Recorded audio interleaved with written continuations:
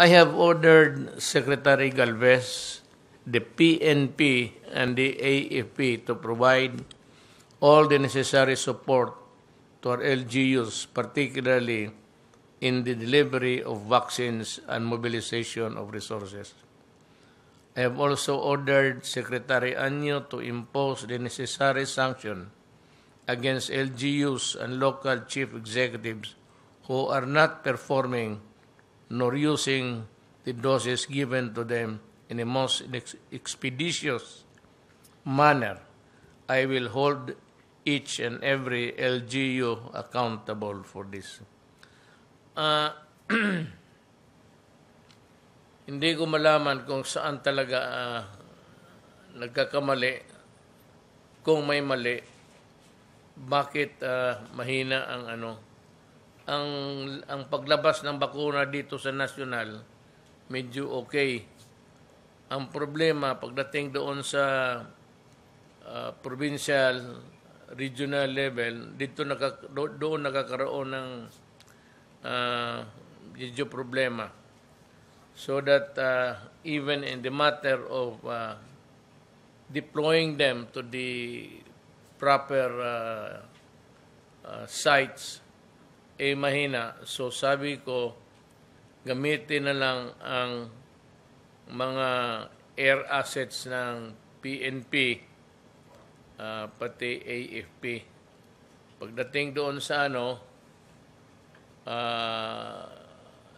pag-deliver doon sa aeroplano, tapos pagdating doon yung TOG, yung mga helicopter nandyan sa will take over. Sila na ang maghatid doon sa mga municipal governments. Ang problema nito, kung pagdating doon, meron bang sufficient number of people who can do the task of injecting. Kasi kung ito if we adopt this program, ma-deliver kaagad namin. So, on hand, pagdating doon, total cellphone lang naman yan. Paalamin kayo na dadating yan sa PAL, then sa airport, then the helicopters will take over ng Air Force to deliver them sa pati police, may helicopters yan sila. They will also assist para to hasten. Ang dapat lang pagdating doon, talagang nandoon na yung mga tao, the human resource side, would be ready to do the injections.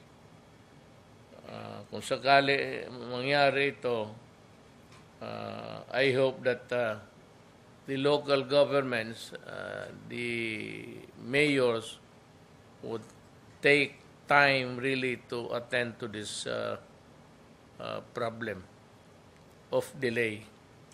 Itong sa probinsya, hindi nadadaan ito sa provincial government kasi that would be another gridlock. Ipasa mo doon, i-distribute mo naman. So, yung mga helicopter at makakalanding naman safely sa mga lugar ng mga munisipyo may kailangan, di yun na lang ang gamitin. Yun ang utos ko. Kasi medyo may tayo dito sa pababa ang distribution.